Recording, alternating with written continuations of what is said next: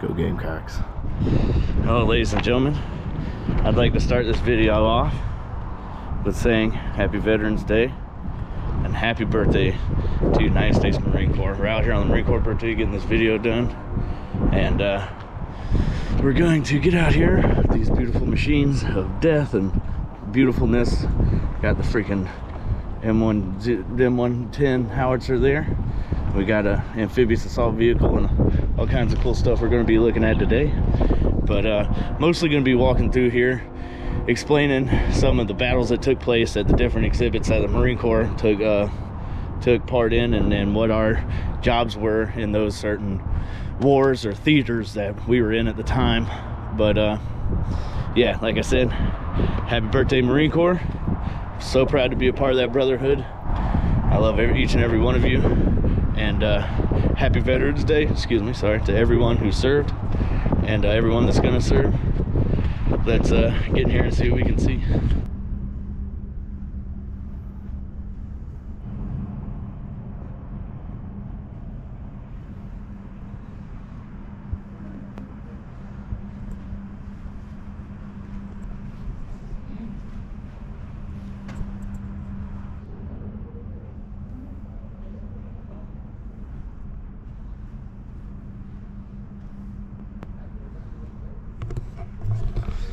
As many know, as many might not know, the Marine Corps started November 10th, 1775, in a bar in Philadelphia, Pennsylvania, the city of brotherly love, and we ain't looked back ever since. Our Eagle Globe and Anchor speaks for itself. The symbol of brotherhood, and the symbol that you don't want to see coming into you if you're causing tyranny. But where we got our start, Revolutionary War here, 1775, right there, birth of the Marine Corps, birth of the Continental Marines at the time.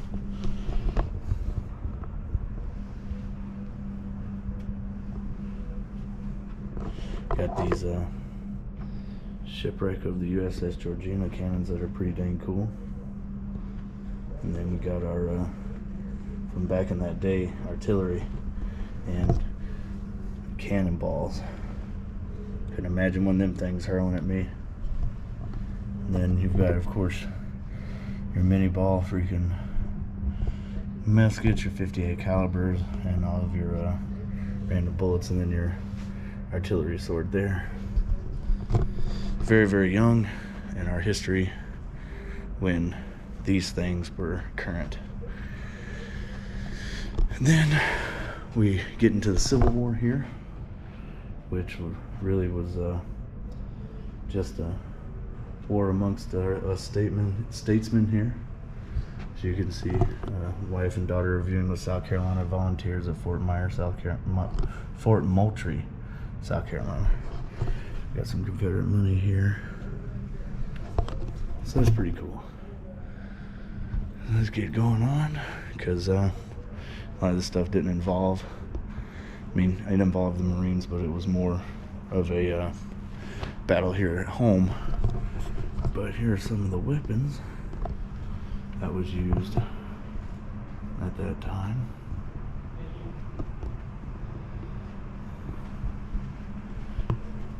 That brings us to World War I. It was a war that we got into very late in the actual influx of the war. Pretty sure it was 1914, 1917, if I'm not mistaken. And that would have been your uniform there, your trench pack. And just some of the, I'm pretty sure that's Army there. Some of the different insignias and trench art, which I will own me a piece of trench art one day. That's made out of, it looks like a 60 millimeter white phosphorus mortar, some brass and 9 millimeters. Then you got your broom handle grenades, which make a really big boom.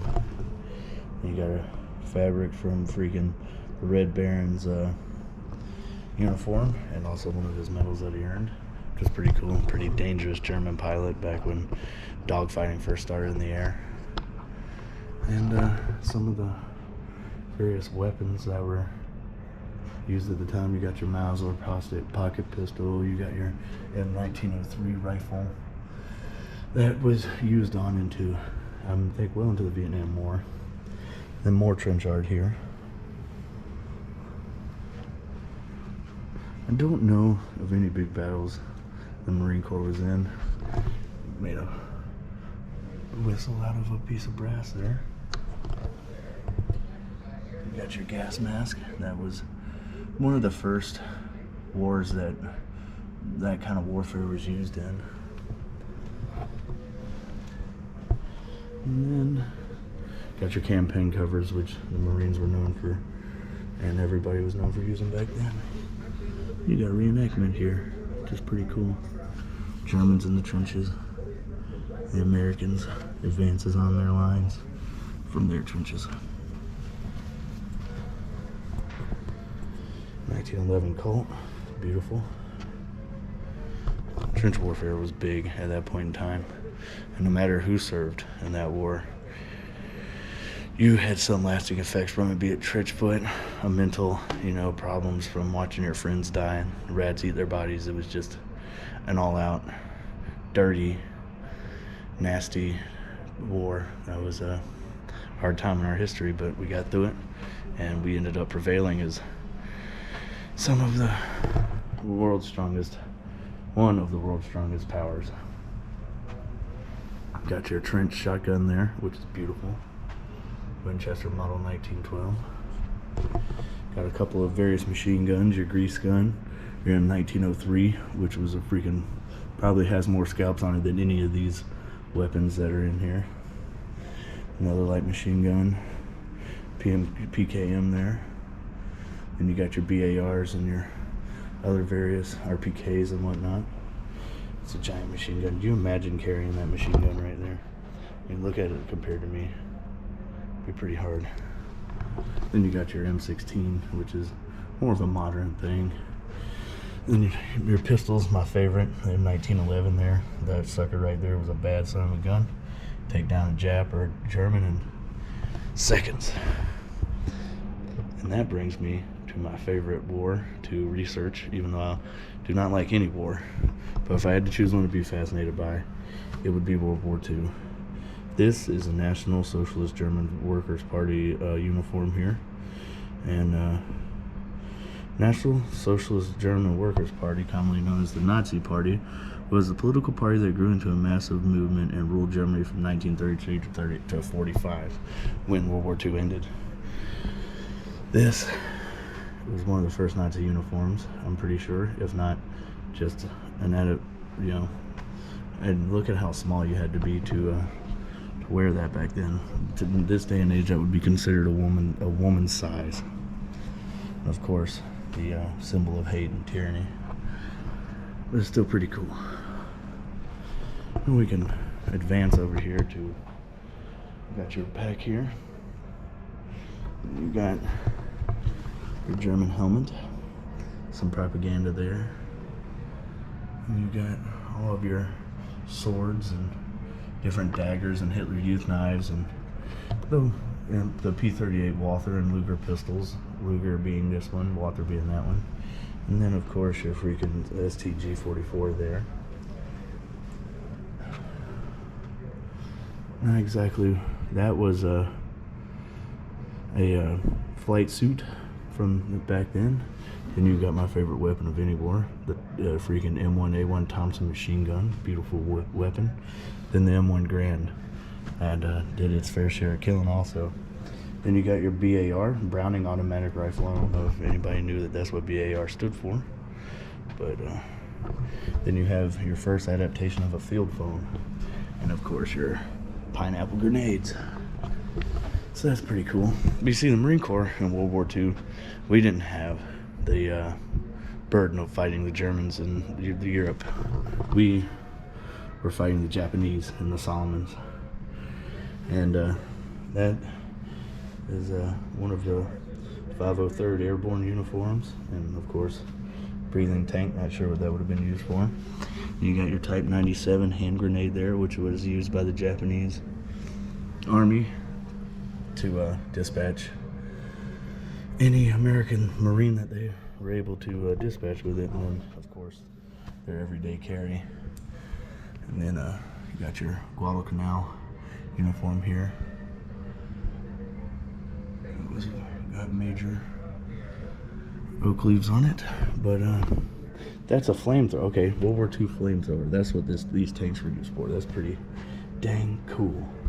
And you got your flamethrower thing there, then your Japanese sword, and of course this is what they were wearing. The army was wearing in Bastogne and all those crazy cold places that they had to battle Hitler and the Germans around Europe, Belgium, freaking, pretty much anywhere like that. But yeah, out of all the wars, that one right there is one of the most interesting, and we had one of the greatest impacts on. Yeah, got another little reenactment here of this guy getting his arm blown off, and just a general battlefield in World War II. What a time to be alive, right? What a time to be alive. That brings us to our mess cabinet here. As Marines, sailors, soldiers, and airmen, and whatever they call those Coast Guard guys and those Space Force guys, our mess kits held a near and dear spot in our hearts, because in the small amount of time that we would get to eat, these little dinners is what would keep us running. This Revolutionary War time, this is what you were issued. Rice, some lentil beans, it looks like, bag of salt, and I think that's olive oil maybe. Then you get over here to your Civil War. You get beef, sugar, salt, a candle. I think that's a little bit of liquor maybe. No, it's vinegar, never mind. And then we work on down here towards our World War I rations. Got some beef jerky, some, starting to get into the lard and some of the canned rations. Then we move over here to World War II. You got matches and field rations, and I think these were called C or D rations. And you got some gum, and usually it had a cigarette or two. Then World War II, Korea and Vietnam. This was your mess kit. You came with all these metal utensils and whatnot, and some Pall Mall cigarettes, and some heating tablets. And then you've got your K rations, your B1 rations here. And then, of course, post-Vietnam, 1980s up till recently, MREs, which I ate, which were not great, but they kept me alive and prospering while we were training and getting things done, But man, what a walk through history this is. This is wonderful. Wonderful spot. If you're ever in South Carolina, come check out the South Carolina Military Museum down the road from beautiful Williams-Brice Stadium, where the Gamecocks play. But we're going to get over here to this room full of guns, big cannons and whatnot, and we'll see you in just a bit.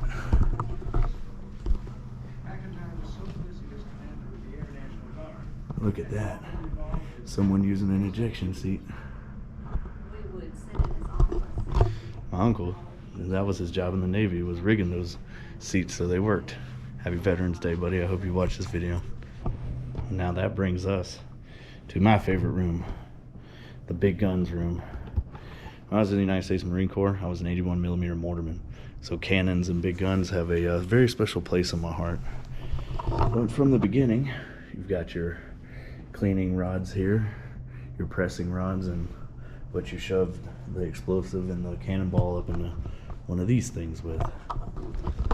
The 6-pounder field gun, 6-pounder fortress gun, and then the Spanish 18-pounder long gun.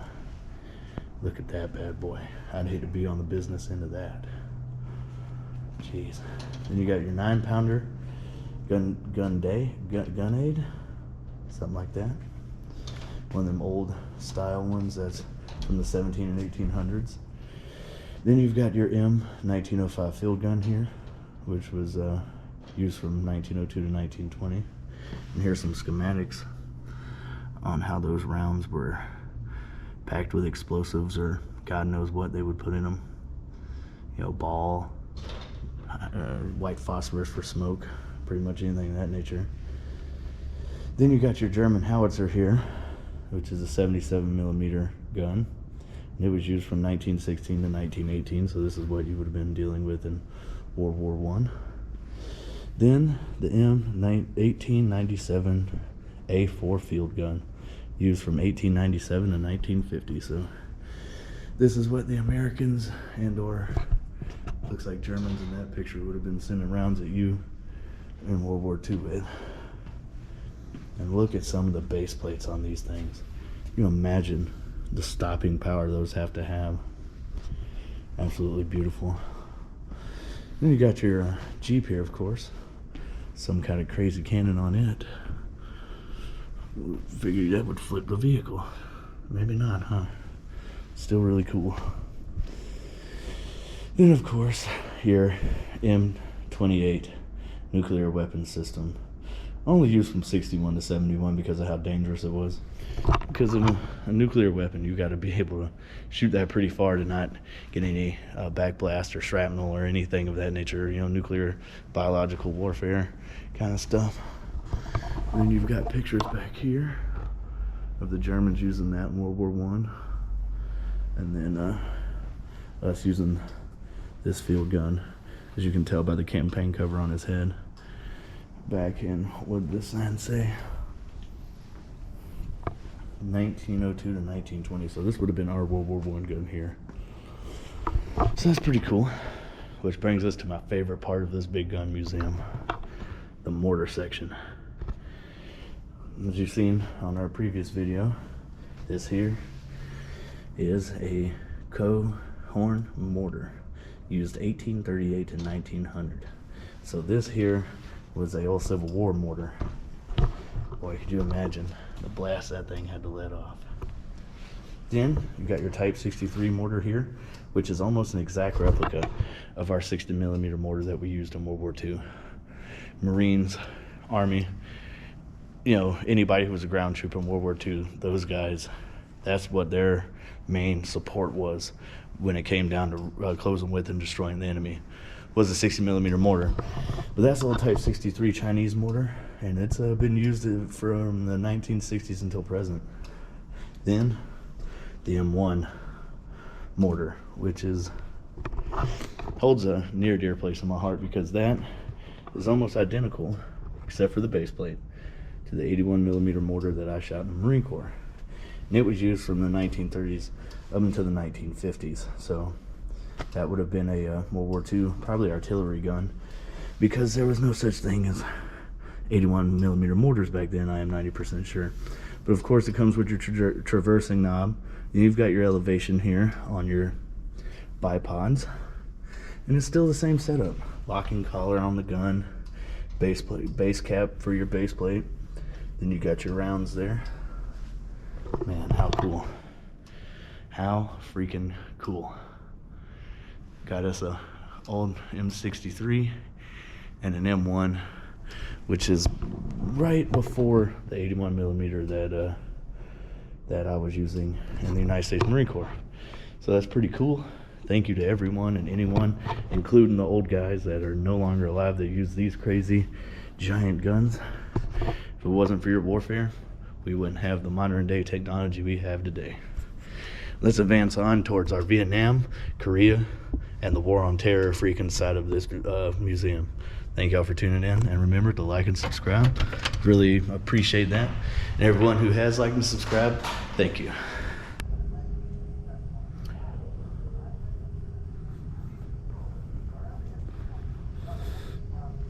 And of course, where would any serviceman be without their proper transportation?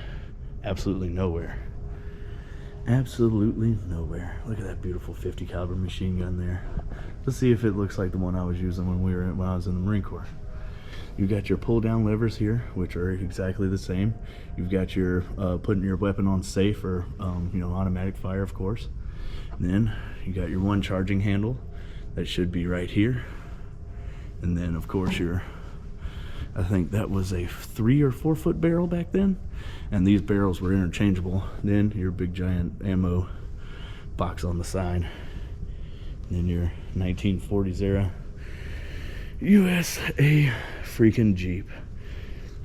This says that it was in service in the 1950s. So how about that? Mint condition too.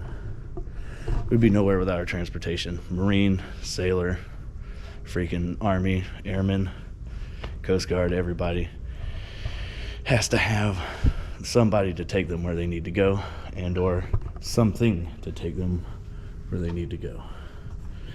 Of course, our super cool U.S. Army little clear cockpit helicopter here, which is pretty cool. Always wondered where they find these things and who salvaged them and kept them from going to the, you know, crusher and everything. But the Sioux helicopter, U.S. Army H-113B, H-13B helicopter. That is really cool. And of course, your cockpit of your another helicopter here. And pilots undergoing the AH-64A transition qualification. So I think this might have been the what they used to train people to be able to withstand the G's that your body is put through when you go up in the air and go quick speeds. Then you got this beautiful freaking gas-fed machine gun, the Browning M1917 heavy machine gun. She's beautiful. Look at the belt. Oh, gorgeous. Then your German Maximum heavy machine gun.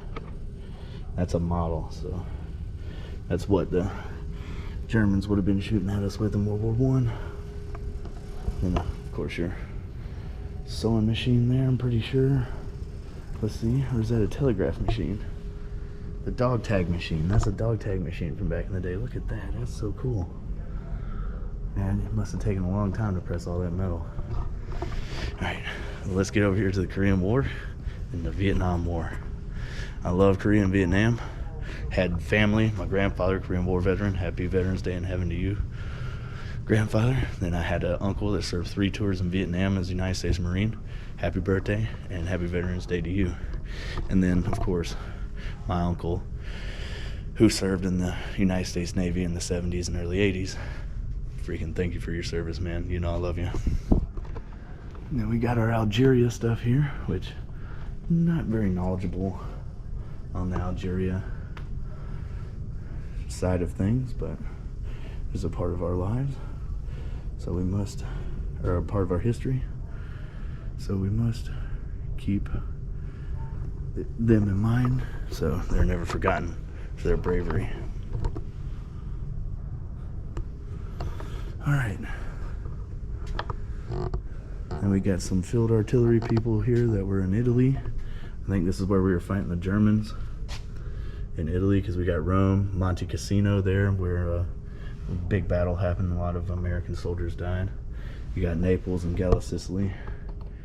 So this is another World War II little display here, it looks like, which is pretty dang cool if you ask me. I mean, you see how cold it gets in those places. You need a snowshoes and a mountain freaking rucksack, which, I mean, dang. And that is what an 81mm mortar used to look like back in World War II. How freaking cool is that? Rocket propelled grenades. Of course, your bouncing Betty anti-personnel mine there. And your French money, it looks like there. French currency. It's pretty cool. Then that brings us to in war. Like I said, my grandfather served during this era, and it was an era of very, very cold time. Marine Corps, best known for, you know, being called the Frozen Chosen for our battles at the Chosen Reservoir.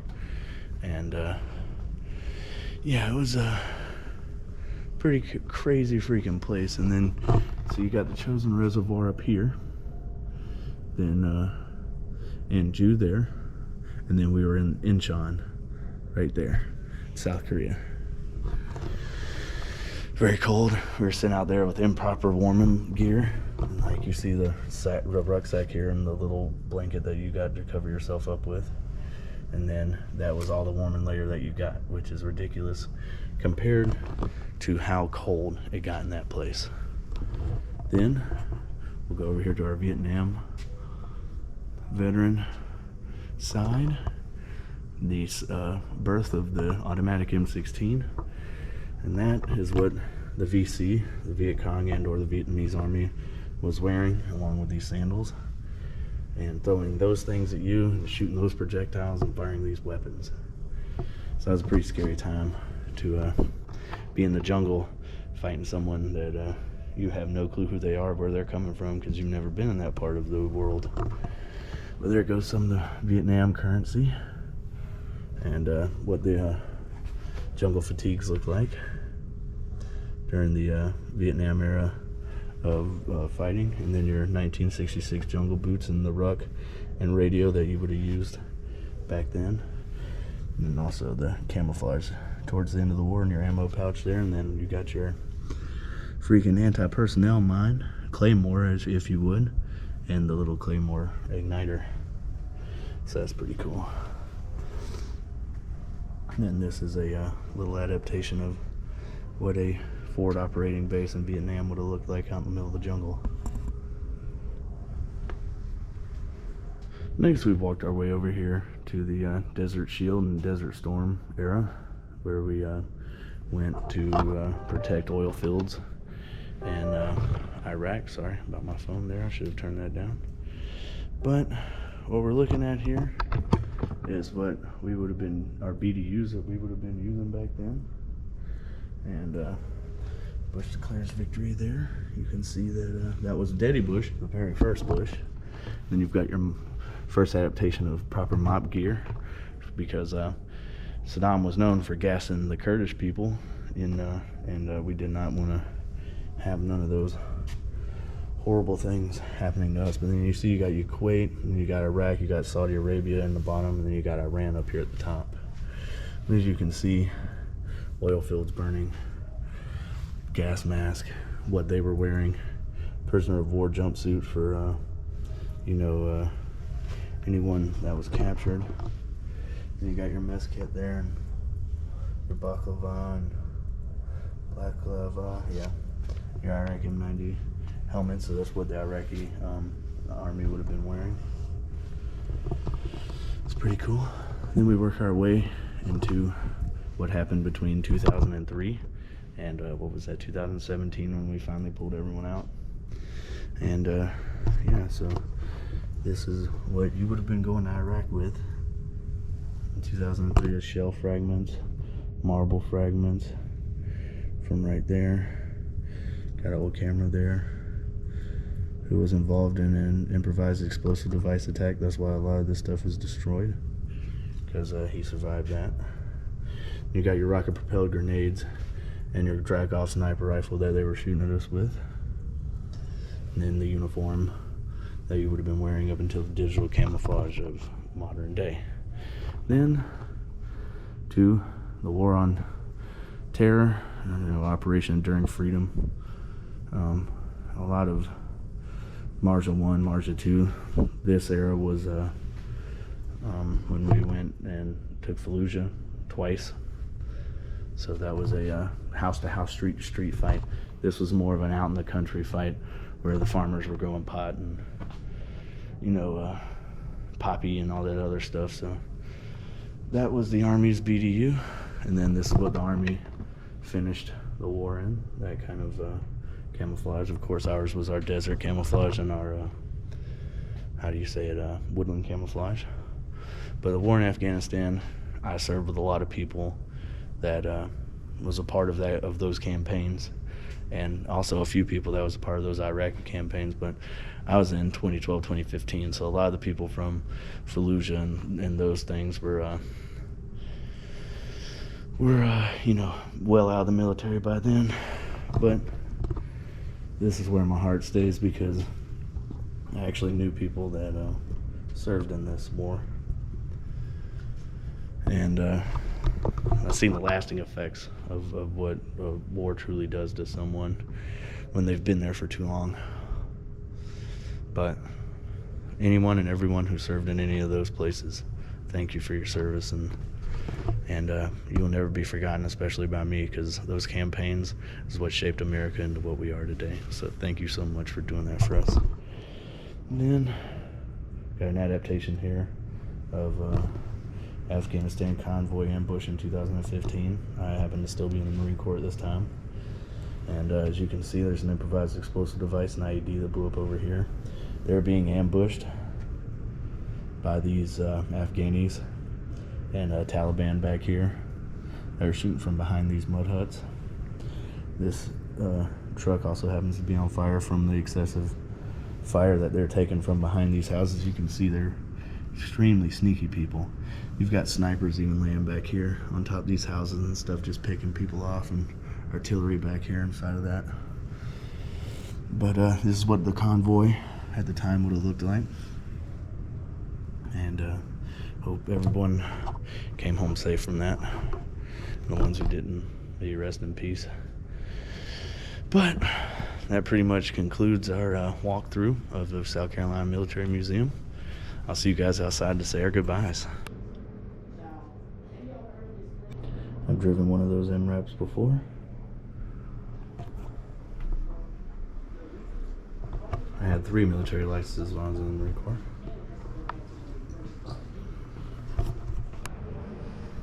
Type training, machine guns, maybe something off a helicopter.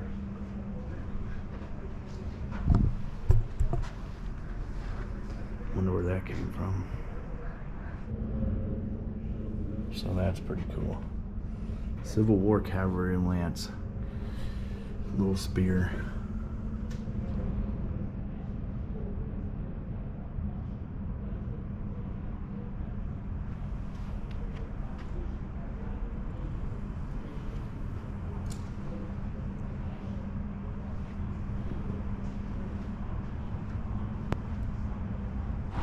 All right, ladies and gentlemen, as you can see, it is raining on me. No better time to be doing a video like this for the military than in the rain, because God knows I spent half my time as a Marine Corps infantryman getting freaking rained on in a hole out in the middle of the dang woods. But as usual, thank you guys for tuning in. I love each and every one of you. If you have not liked and subscribed yet, please consider doing so. It makes me feel so good about myself. I'm gonna get out in these crazy elements for the birthday night and get us a rain video ready to go for next week. So we got us a little hurricane coming through. We're gonna get out there and try to camp that out. It should be pretty fun. But sorry.